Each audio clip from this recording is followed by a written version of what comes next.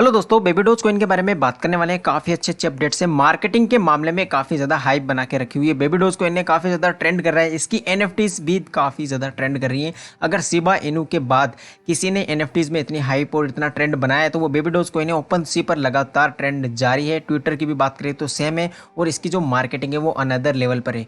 लेकिन जैसा कि आप देख सकते हैं, इतना कुछ होने के बावजूद भी प्राइस जो है वो 2.0 की सीरीज में इसकी दिखाई दे रही है। 3 से 4% का इसमें डब दिखाई दे रहा है। इसका रीज़न तो आपको क्लियर होगा ऑलरेडी, क्योंकि बैड रूमर्स काफ़ी ज़्यादा है। एलोन मस्क ने जैसे ट्विटर को खरीदा था उसके बाद इस मार्केट में थोड़ा सा एक पंप दिखा था, छोटा मोटा पंप देखने को मिला था। लेकिन अभी रूमर्स मार्केट में काफ़ी ज़्यादा ऐसे निकल के भी आ रहे हैं कि वो ट्विटर को हमेशा के लिए नहीं रखने वाले अपने पास, वो डील को कैंसिल करेंगे या जो भी इस तरह की चीज़ें चल रही हैं। लेकिन ये सब रूमर्स हैं, कुछ भी ऑफिशियली कंफर्म नहीं है। और जिन वेबसाइट से ये निकल के आ रहे हैं कुछ आर्टिकल्स, वो वेबसाइट भी कुछ ज़्यादातर फर्जी जो न्यूज़ हैं वही स्प्रेड करती हैं।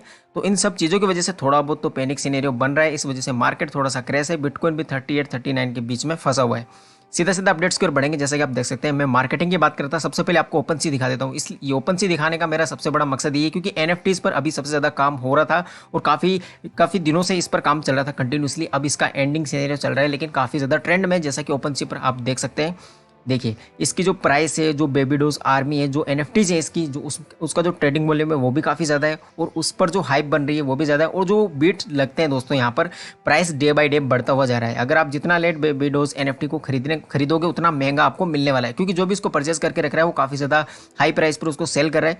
तो कहने का मतलब जो इसकी ट्रेडिंग है या इसका जो परचेजिंग है, सेलिंग वगैरह, वो काफ़ी ज़्यादा चल रहा है ओपन सी के अंदर। इसी वजह से वहाँ पर ये काफ़ी ज़्यादा ट्रेंड में बनी हुई है। नेक्स्ट जो आप इसकी अपडेट देख सकते हैं, जैसा कि हुबई ग्लोबल। दोस्तों हुबई ग्लोबल पर ऑलरेडी बेबी डोज को लिस्टेड है काफ़ी पहले से ही। इसके बाद में बेबी डोज की जो एक्सपेक्टेशन है बड़े बड़े एक्सचेंजेस पर लिस्ट होने की, वो काफ़ी ज़्यादा बढ़ गई हैं और वो कभी भी हो सकती हैं। और हुबई ग्लोबल जैसा एक्सचेंज जो कि टायर 2 का काफ़ी बड़ा एक्सचेंज है, ये देखो जैसा कि बेटल घबरा रहा है। और बेटल भी दोस्तों ऐसे दो कॉइन के अंदर जो कि कहने का मतलब काफ़ी ज़्यादा ट्रेंड में है अगर मीम कॉइन के नाम पर, और दोनों के दोनों डोज फैमिली से हैं। ये डोज कॉइन है, ये बेबी डोज है। फादर और सन के बीच में ये चल रहा है बिल्कुल, और दोनों के दोनों एलोन मस्क के फेवरेट हैं। तो इसके बीच में एक बैटल चल रहा है। जैसा कि आप देख सकते हैं, ये गिव अवे वगैरह ये कर रहे हैं $4000 का। तो आप इसमें देख लेना, हुबई ग्लोबल की तरफ से है। तो ये जो भी 3 स्टेप्स जो करने हैं, फॉर्म को फिल करना है, टैग करना है, तीन फ्रेंड को रिट्वीट करके, और ये 2-3 चीज़ें जो कहने का मतलब इन दोनों अकाउंट को फॉलो करना है। तो ज़्यादा कुछ नहीं, फ्री में गए तो यह चीज़ आप कर सकते हो इसमें, क्योंकि बैटल वगैरह गिव अवे वगैरह में पार्टिसिपेट तो कर ही लेना चाहिए, क्योंकि कुछ पार्टिसिपेट में हम विन भी कर जाते हैं कभी कभी। अगली जो इसकी अपडेट है, जैसा कि आप देख सकते हैं, मैं अगेन मार्केटिंग की बात करूंगा। OKX Brazil. हालांकि OKX ब्राज़ील का ही नहीं है, OKX के काफ़ी ज़्यादा अलग अलग फीचर हैं कंट्री वाइज, लेकिन OKX आपको पता है काफ़ी बड़ा एक्सचेंज है। अगर आप कॉइन गेको की रैंक के हिसाब से देखोगे तो सेकंड लार्जेस्ट जो एक्सचेंज है कॉइन बाइनेंस के बाद में, वो OKX से आपको दिखाई देगा।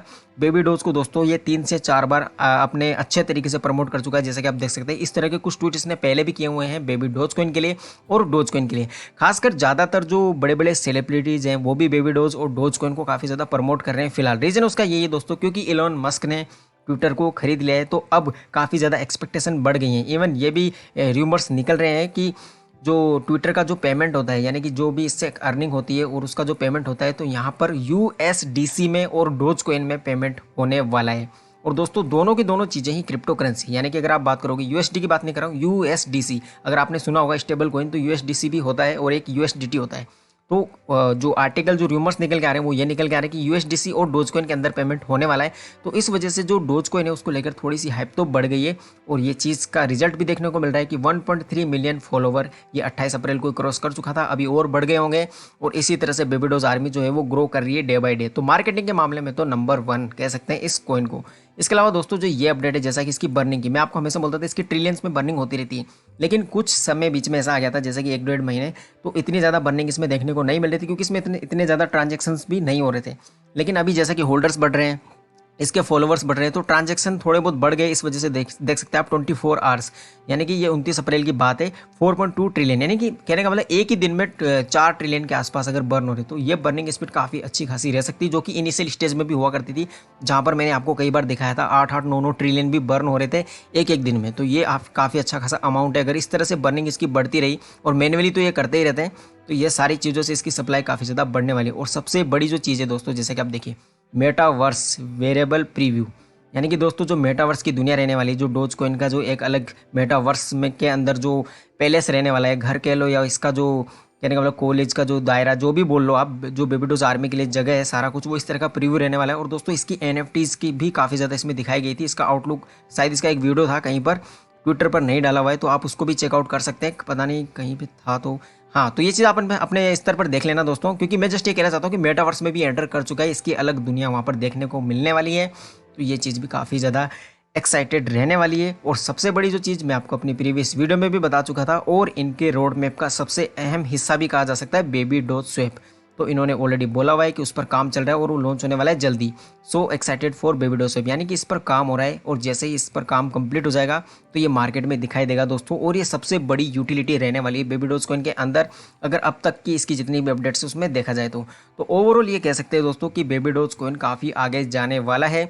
जैसे मार्केट का जो सिनेरियो, जैसा कि एक पिछले 1.5-2 महीने से अगर कहा जाए तो काफ़ी बुरा रहा है, क्योंकि अप डाउन कंटिन्यूसली चल ही रहा है इसमें, क्योंकि ये ना तो बहुत ज़्यादा क्रेश हुआ है, ना ही बहुत ज़्यादा अप गया है। कहीं 35 और 45 के बीच में बिटकॉइन फंसा हुआ है। हालांकि काफ़ी बड़ा दायरा होता है, लेकिन जो बाकी के कॉइन्स हैं वो इतना ज़्यादा फ्लक्चुएट नहीं हुए हैं पिछले 1 महीने में।